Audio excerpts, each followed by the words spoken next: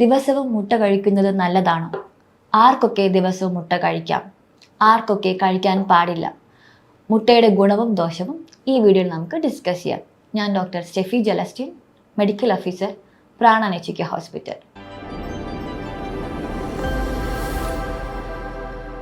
ദിവസവും മുട്ട കഴിക്കുന്നത് നല്ലതാണോ?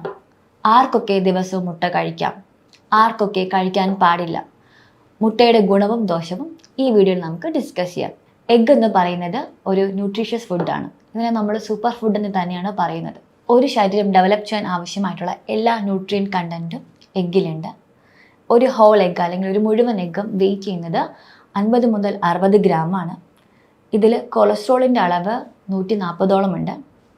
കൂടാതെ അമിനോ ആസിഡ് 9ഓളം അമിനോ ആസിഡും ഇതിൻ്റെ പ്രോട്ടീൻ കണ്ടന്റ് എന്ന് പറയുന്നത് 6 to 7 grams ആണ്. ഇതിൽ കോളിൻ്റെ കണ്ടന്റ് വളരെ അധികമാണ്. ഒരു ദിവസം ഒരാൾക്ക് ആവശ്യമായിട്ടുള്ള കോളിൻ എന്ന് പറയുന്നത് 420 മുതൽ 550 വരെ ആണ്. എന്നാൽ മുട്ടയിൽ കോളിൻ്റെ അളവ് 140ഓളം ഉണ്ട്. അതായത് ഒരാൾക്ക് ദിവസം വേണ്ടതിൻ്റെ 25% കോളിൻ ഒരു മുട്ടയിൽ അടങ്ങിയിട്ടുണ്ട്. കോളിൻ എന്നത് ന്യൂറോ ട്രാൻസ്മിറ്ററായ അസിറ്റൈൽ കോളിൻ്റെ ഒരു ബിൽഡിംഗ് ബ്ലോക്കാണ്. അതായത് അസിറ്റൈൽ കോളിൻ്റെ ഫങ്ഷൻസ് എന്ന് പറയുന്നത് നമ്മുടെ ബോഡി ഫങ്ഷൻസ്, മൂവ്മെൻറ്റിനും ബോണിൻ്റെ ഗ്രോത്തിനും കൂടാതെ മെമ്മറിയും മൂഡും കൺട്രോൾ ചെയ്യുന്നത് കോളൈനാണ്. ഇത് മസിൽസിൻ്റെ ഫങ്ഷൻസിനെ ഇംപ്രൂവ് ചെയ്യുകയും അതുപോലെ തന്നെ കൺട്രോൾ ചെയ്യുകയും ചെയ്യുന്നു. കൂടാതെ ഇത് ബ്ലഡ് പ്രഷർ റെഗുലേറ്റ് ചെയ്യാൻ വളരെ ഹെൽപ്ഫുള്ളാണ്. നമ്മുടെ സ്ലീപ്പ് ഇംപ്രൂവ് ചെയ്യാനും പ്രോപ്പറായിട്ടുള്ള ഗുഡ് സ്ലീപ്പ് പ്രൊവൈഡ് ചെയ്യാനും കോളിൻ്റെ ആവശ്യം അല്ലെങ്കിൽ കോളിൻ വളരെ നല്ലതാണ്. ബ്രെയിൻ ഫങ്ഷനും അതുപോലെ തന്നെ ബ്രെയിൻ്റെ ഡെവലപ്മെൻറ്റിനും അത്യാവശ്യമായ ഘടകമാണ് കോളൈൻ. ഒരു കുഞ്ഞിൻ്റെ ബ്രെയിൻ ഡെവലപ്പിന് വളരെ അത്യാവശ്യമായിട്ടുള്ളതാണ് കോളൈൻ. കൂടാതെ ഇത് ലിവർ ഫങ്ഷനും അതുപോലെ തന്നെ ഫാറ്റ് മെറ്റബോളിസത്തിനും വളരെ ഹെൽപ്ഫുള്ളാണ്.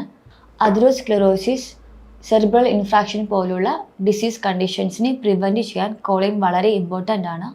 ഇത് ഹോമോസിസ്റ്റിൻ എന്ന് പറയുന്ന റിസ്ക് ഫാക്ടർ, അതായത് ഹോമോസിസ്റ്റിൻ അതിറോസ്ക്ലെറോസിസ് ഉണ്ടാകാൻ ഒരു പ്രധാന കാരണമാണ്.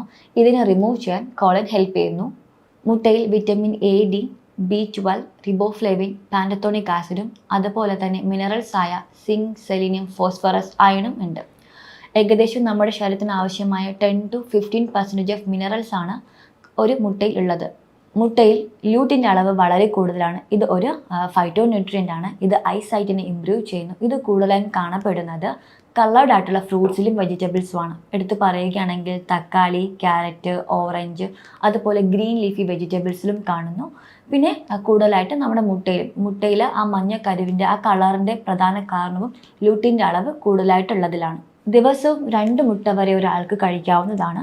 പ്രത്യേകിച്ച് വേറെ രീതിയിലുള്ള അസുഖങ്ങളൊന്നും ഇല്ലെങ്കിൽ 2 മുട്ട വീതം കഴിക്കാം. അതായത് ഡയബറ്റീസ്, ഹൈപ്പർ കൊളസ്ട്രീമിയ, ലിപ്പിഡീമിയ പോലുള്ള കണ്ടീഷൻസ് ഉള്ളവർ, ഫാറ്റി ലിവർ പോലുള്ള കണ്ടീഷൻസ് ഉള്ളവർ കഴിവതും മുട്ട ദിവസവും കഴിക്കുന്നത് ഒഴിവാക്കിയിട്ട് ആഴ്ചയിൽ 2-3 തവണ കഴിക്കുന്നത് നല്ലതാണ്. നമുക്ക് ദിവസവും 200 മില്ലിഗ്രാമോളം കൊളസ്ട്രോൾ ഡെയിലി കഴിക്കാവുന്നതാണ്. എന്നാൽ മുട്ടയിൽ മഞ്ഞക്കരുവിൽ 140 മില്ലിഗ്രാം കൊളസ്ട്രോൾ ഉണ്ട്. സോ ഒരാൾ ദിവസം കഴിക്കേണ്ട ആ ഒരു ലിമിറ്റ് നമുക്കൊരു എഗ്ഗ് കഴിക്കുമ്പോൾ തന്നെ കിട്ടുന്നുണ്ട്. സോ അതിൽ കൂടുതൽ കഴിക്കുകയാണെങ്കിൽ 2-3 കഴിക്കുകയാണെങ്കിൽ കൊളസ്ട്രോളിൻ്റെ അളവ് നമ്മുടെ ശരീരത്തിൽ കൂടുന്നു. ഓൾറെഡി അണ്ടർലൈൻ കണ്ടീഷൻസ് ആയ ഡയബറ്റീസും ഹൈപ്പർ കൊളസ്ട്രീമിയും ഉള്ളവർക്ക് ഇത് വളരെ ബുദ്ധിമുട്ടാണ്. കൂടുതൽ കൊളസ്ട്രോളിൻ്റെ അളവ് കൂട്ടുകയും കണ്ടീഷൻസ് വേഴ്സൺ ആക്കുകയും ചെയ്യുന്നു. സോ ഇതുപോലുള്ള കണ്ടീഷൻസ്, ഹൈപ്പർ ലിപ്പിഡീമിയ, ഹൈപ്പർ കൊളസ്ട്രീമിയ ഉള്ളവരും പിന്നെ ഫാമിലിയിൽ ആർക്കെങ്കിലും ഫാമിലിയിൽ കൊളസ്ട്രീമിയോ ലിപ്പിഡീമിയോ ഡയബറ്റീസോ ഒബേസിറ്റിയോ ഫാറ്റി ലിവർ ഉണ്ടെങ്കിലും നമുക്ക് വരാൻ സാധ്യത കൂടുതലാണ്. സോ അതുകൊണ്ട് ദിവസവും 2 മുട്ട കഴിക്കുന്നത് ഒഴിവാക്കി ആഴ്ചയിൽ 3-4 മുട്ട കഴിച്ചുകൊണ്ട് നമുക്ക് കണ്ടിന്യൂ ചെയ്യാവുന്നതാണ്. പച്ചയ്ക്ക് മുട്ട കഴിക്കുന്നത് കഴിവതും ഒഴിവാക്കുക. കാരണം ഡൈജസ്റ്റ് ചെയ്യാൻ വളരെ പാടാണ് പച്ചമുട്ട. കൂടാതെ സാൽമോണല്ല ഇൻഫെക്ഷൻ വരാനും വളരെ സാധ്യത കൂടുതലാണ് പച്ചമുട്ടയിൽ. നമ്മൾ വേവിക്കുമ്പോൾ ഈ ഇൻഫെക്ഷൻ ഉണ്ടാക്കുന്ന ബാക്ടീരിയ ഡിസ്ട്രോയ് ആയി പോകുന്നുണ്ട്. കൂടാതെ അലർജി പ്രോട്ടീനായ അവിഡിൻ്റെ കണ്ടൻറ്റും കൂടുതലായിരിക്കും പച്ചമുട്ടയിൽ. സോ നമ്മൾ കുക്ക് ചെയ്യുമ്പോൾ ഇതൊക്കെ ഡിസ്ട്രോയ് ആയി പോകുന്നു. സോ കഴിവതും മുട്ട കുക്ക് ചെയ്തിട്ടോ അല്ലെങ്കിൽ ഹാഫ് ബോയിൽ ചെയ്തിട്ടോ കഴിക്കുന്നതാണ് വളരെ നല്ലത്. ഹൈ കൊളസ്ട്രോൾ കണ്ടന്റ് എങ്ങനെ ഇറക്ടൈൽ ഡിസ്ഫങ്ഷനും ഡയബറ്റീസിനും ഹൈപ്പർ കൊളസ്ട്രീമിയയ്ക്കും കാരണമാകുമെന്ന് നമുക്ക് നോക്കാം. റെഗുലറായിട്ട് എഗ്ഗ് കഴിക്കുമ്പോൾ, അതായത് മഞ്ഞക്കരു കഴിക്കുമ്പോൾ കൊളസ്ട്രോളിൻ്റെ അളവ് താരതമ്യേന കൂടുന്നു. ഇത് അത്രോസ്ക്ലെറോസിസ് പോലുള്ള കണ്ടീഷൻസിന് കാരണമാകുന്നു. കൂടാതെ ഹൈപ്പർ കൊളസ്ട്രീമിയ കണ്ടീഷൻസിൽ മൈന്യൂട്ട് ആയിട്ടുള്ള ബ്ലഡ് വെസൽസും നെർവ്സും ഡാമേജ് ആക്കാൻ വളരെ ചാൻസ് കൂടുതലാണ്. ഇത് നമ്മുടെ പെന്നീസിലോട്ട് പോകുന്ന മൈന്യൂട്ട് ആയിട്ടുള്ള ബ്ലഡ് വെസൽസിനെ ഡാമേജ് ആക്കുകയും ബ്ലഡ് സപ്ലൈ ഇമ്പയർ ആക്കുകയും ചെയ്യുന്നു. ഇതിലൂടെ ഇറക്ടൈൽ ഡിസ്ഫങ്ഷൻ പോലുള്ള കണ്ടീഷൻസ് കൂടുതലായിട്ടും ഉണ്ടാകുന്നു. മുട്ട കഴിക്കുന്ന എല്ലാവരിലും ഗ്യാസ് ട്രബിൾ ഉണ്ടാകണമെന്നില്ല. സ്ഥിരമായി മുട്ട കഴിക്കുന്നവരിൽ ചിലർക്ക് എഗ് ഇൻടോളറൻസ് കാണും.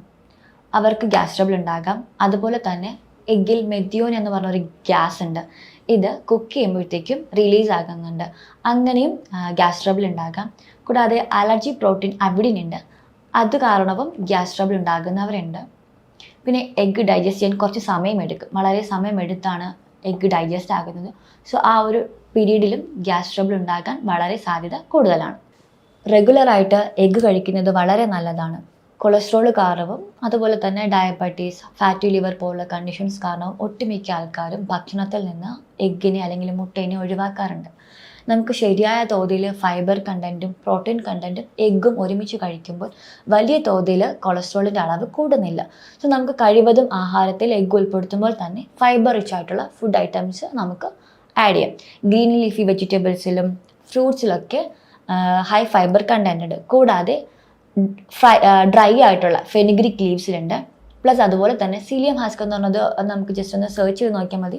നമുക്ക് ഓൺലൈനിലൊക്കെ അവൈലബിൾ ആണ്. അതൊരു ഹൈ പാക്ഡ് ആയിട്ടുള്ള ഹൈ ഫൈബർ കണ്ടൻ്റ് ഉള്ള ഒരു പ്രൊഡക്റ്റ് ആണ്.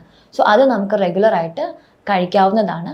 ചെറിയ വാം വാട്ടറിൽ സീലിയം ഹസ്ക് ഒരു സ്പൂൺ ഡെയിലി ഇട്ട് കുടിക്കുന്നത് നമ്മുടെ ബോഡിയിൽ ഫൈബർ കണ്ടൻറ്റ് മെയിൻറ്റെയിൻ ചെയ്യാനും അതുപോലെ തന്നെ അധികമായിട്ടുള്ള കൊളസ്ട്രോൾ അബ്സോർബ് ചെയ്തെടുക്കാനും, സോളിബിൾ ഫൈബറാണ്, സോ കൊളസ്ട്രോളിനെ അബ്സോർബ് ചെയ്തെടുക്കാനും വളരെ നല്ലതാണ് സീലിയം ഹസ്കും ഡ്രൈ ആയിട്ടുള്ള ഫെനിഗ്രിക് ലീവ്സും. ഒട്ടുമിക്ക ആൾക്കാരിലും ഡൗട്ടാണ് നാടൻ കോഴിമുട്ടയാണോ ബ്രോയിലർ കോഴിയാണോ വളരെ നല്ലതെന്ന്. രണ്ടിനും വലിയ രീതിയിലുള്ള വ്യത്യാസമല്ല. ന്യൂട്രിറ്റീവ് വാല്യൂവിൽ ചെറിയ ചേഞ്ചസ് ഉണ്ട്. ബട്ട് നമുക്ക് അവൈലബിൾ ആകുന്നത് ഏതാണോ അത് കൂടുതലും കഴിക്കുക. നാടൻ മുട്ട അവൈലബിൾ ആണെങ്കിൽ കൂടുതലും അതിന് പ്രയോറിറ്റി കൊടുക്കുക.